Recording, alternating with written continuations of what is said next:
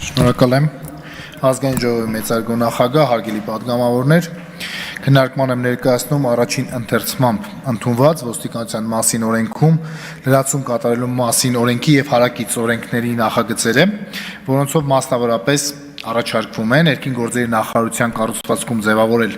օպերատիվ կառավարման 1 միասնական գրասենյակ, 1 միասնական 112 հեռախոսահամարով։ Գրասենյակի հիմնական գործառույթները կհանդիսանան օպերատիվ իրավիճակի շուրջօրյա մշտադիտարկումը,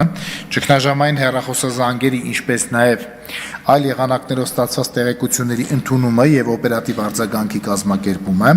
արտակարգ իրավիճակների առաջացման կամ դրանց սպառնալիքի դեպքում, ինչպես նաև բնակչության պաշտպանության եւ քաղաքացիական պաշտպանության միջոցառումների անցկացման ժամանակ տարբեր արձագանքող ուժերի ներգրավման կազմակերպումը, բնակչության ազդարարման ու իրազեկման, ինչպես նաև հանրային միասնական հաղորդակցության ապահովումը, ճգնաժամային իրավիճակների վերաբերյալ մասնագիտացված տեղեկությունների մասնագիտացված վերլուծությունների իրականացումը եւ այլն։ Առաջինից երկրորդ ընթերցման ընթացքում կատարվել են օրենսդրության որոշակիացման միտված փոփոխություններ, համաձայն որոնց ներքին գործերի նախարարը լիազորվել է գրասենյակում փրկարար ծառայողներ եւս նշանակելու իրավասությամբ, ինչպես նաև սահմանել ոստիկանության ծառայողների համազգեստի նկարագիրը։ Կխնդրեմ կողմ քվեարկեք, նախագծերը եւ փոփոխությունները քննարկվել են եւ դրական եզրակացություն են ստացել հանձնաժողովում։ Շնորհակալություն այսքանը։ Շնորհակալություն, հարցեր չեն կարող լինել, որտեղ գրավոր առաջարկներ չեն եղել։ Պետաիրավական պաշտպանության եւ անվտանգության հարցերի մշտական հանձնաժողովի անդամ Վահագն Ալեքսանյանը հանդես կգա հարակից զեկույցով։ Շնորհակալություն, ազգային ժողովի մեծարգո նախագահ, հարգելի գործընկերներ, հարցը քննարկվել է պաշտպանության եւ անվտանգության հարցերի մշտական հանձնաժողովում, ստացել է դերակատություն, խնդրում եմ կողմ քվեարկել։ Շնորհակալություն, պարոն Ալեքսանյան, մտքերի փոխանակության համար գրանցում։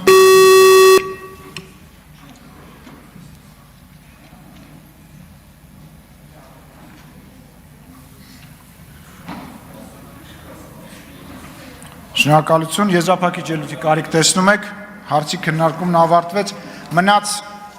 եւս մեկ հարց, որից հետո տեղի կունենա քվեարկություն, խնդրում եմ պատգամավորներին, ովքեր դահլիճում չեն դեռ վերադառնան։ Քննարկում են կառավարության ներկայացրած կրիպտո ակտիվների մասին օրենքում լրացումներ եւ փոփոխություններ կատարելու մասին եւ անկանխիկ գործառույթների մասին օրենքում լրացում կատարելու մասին, օրենքում լրացում կատարելու մասին օրենքների նախագծերի փաթեթը երկրորդ ընթերցմամբ եւ ամբողջությամբ ընդունելու մասին հարցը։ Հիմնական զեկուցող Կենտրոնական բանկի նախագահի տեղակալ Հովհաննես Խաչատրյան, համեցեք պարոն Խաչատրյան։ Շնորհակալություն պարոն նախագահ, հարգելի գործընկերներ, երեք ազգային ժողովը քվեարկեց առաջին ընթերցմամբ ներկայացված փոփոխությունները անկախին գործառույթների մասին օրենքում եւ կրիպտոակտիվների մասին օրենքում այսօր հանձնաժողովում գլխադասային հանձնաժողովում տեղի ունեցել քննարկում եւ քննարկման արդյունքում եւ դահլիճից պատգամավորների կողմից հնչեցված հարցերին եւ պատգամավորները մասնակցել են հանձնաժողովի նիստին եւ Տիկին Վարդանյանը իր կողմից մի քանի առաջարկություններով հանդես եկավ եւ ես կներկայացնեմ վերջնական տարբերակը, որով երկրորդ ընթերցման պետք է քվեարկվի։ Ուրեմն 2026 թվականի հունվարի 1-ից նախատեսվում էր գործող օրենքով, անկախիկի օրենքով, որ բոլոր կրիպտոակտիվներով գործառույթները պետք է լինեն անկախիկ։ Փոփոխությունների արդյունքում առաջարկվում է սահմանել 2 տարի ժամանակահատված 2026 եւ 2027 թվականների համար, որ 300,000 դրամը չգերազանցող գործարքները իրականացվեն կանխիկ եղանակով։ Հետագայում դրա այդ ռեժիմի պահպանման նպատակահարմարությունը հնարավորություն կունենան քննարկելու, ինչի այդ ժամանակահատվածը, որտեղ ամբողջ 26 թվականի ընթացքում տեղի ունենալու լիցենզավորման գործընթաց։ Օրենքը ուժի մեջ է մտել այս տարվա հուլիսին, բայց ենթաօրենսդրական ակտերի համար տրված էր 6 ամիս ժամանակ, որը ավարտվում է ու մենք էլ հրապարակում ենք, ավարտում ենք բոլոր ենթաօրենսդրական ակտերը, 26 թվականի ընթացքում ընկերությունները կլիցենզավորվեն, 27 թվականի ընթացքում արդեն որպես լիցենզավորված ընկերություններ գործունեությունը կծավալեն ու այդ ընթացքում մենք իրական կյանքում կարգավորելով ոլորտը, ծանոթանալով վիճակագրության հետ հարցին կանդրադառնանք անհրաժեշտության դեպքում։ 300,000 դրամը չգերազանցող գործարքները այնուամենայնիվ անպայման պետք է նույնականացված լինեն նույնականացման պահանջները վերաբերում են գործարք իրականացնող անձին, անուն ազգանուն, անձնագրային տվյալներ, անձնահաստատող փաստաթղթի տվյալներ, որոնք ծառայություն վաճառող ընկերությունները պարտադիր պետք է ստուգեն, եւ երրորդ պայմանը այն է, որ մինչեւ 2026 թվականի հունվարի վերջը պետք է այդ ընկերությունները կենտրոնական բանկում ցուցակագրվեն որպես գործող օրենքի ընդունման պահի դրությամբ գործող կրիպտոակտիվների ծառայություն մատուցող ընկերություններ, որպեսզի իրենց անցումային շրջանի իրավունքներից օգտվեն եւ ծառայություններ մատուցեն։ Այսքանն էր եւ խմբագրական բնույթի փոփոխություններ են եղել նախագծում, որոնք ուղղակի սրբագրական բնույթի են, շնորհակալություն։ Շնորհակալություն, հարցեր չեն կարող լինել, միայն Ծովինար Վարդանյանը, եթե Տիկին Վարդանյանը Հա, բարի, ուղղակի օրենքով դուք իրավունք ունեք նաև հարցով դիմել, եւ նաև կարող եք որպես հարակից զեկուցող հանդես գալ, համեցեք Տիկին Վարդանյան։ Տիկին Վարդանյանը ֆինանսավարկային բյուջետային հարցերի մշտական հանձնաժողովի լավագույն նախագահներից մեկն է։ Խնդրեմ։ Շնորհակալություն, պարոն նախագահ, հարգելի գործընկերներ, սիրելի քաղաքացիներ, պետք է նշեմ, որ այս օրենքի նախագիծը, որը ներկայացվել է այս պահին մեր դատին, ենթադրում է անցումային ժամանակահատված, որի ընթացքում կրիպտոակտիվներով ծառայություններ մատուցող կազմակերպությունները հնարավորություն պետք է ունենան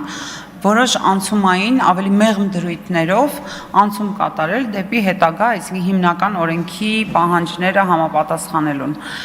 Ինչ է սա ենթադրում։ Սա ենթադրում է, որ քանի որ լիցենզավորման գործընթացը որոշ ժամանակ է պահանջում, այս ընթացքում այս կազմակերպությունները մինչև հունվարի վերջ 31-ը կարող են դիմել կենտրոնական բանկին առայն որ նրանք պատրաստվում են լիցենզավորվել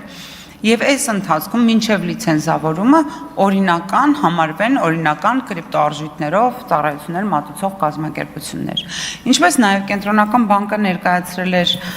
դրույթ, որով թույլ է տրվում մինչև 300,000 դրամ 1 տարի ժամկետով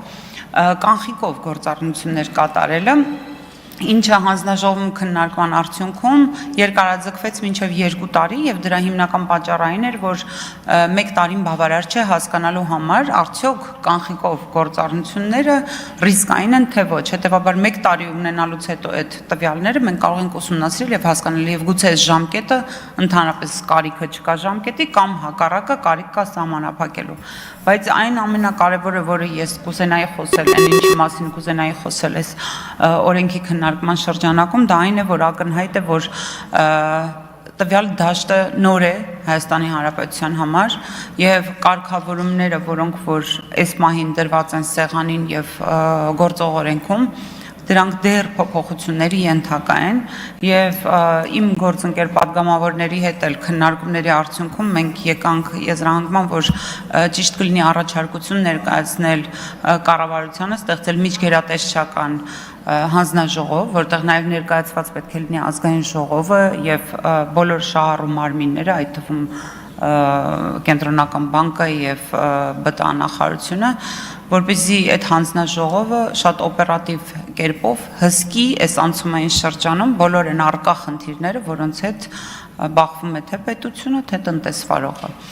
Թերևս այսքանը, այս տեսքով հանձնաժողովը դրական եզրակացություն է տվել նախագծին, խնդրում եմ նաև դուք դրական եզրակացություն տաք, շնորհակալ եմ։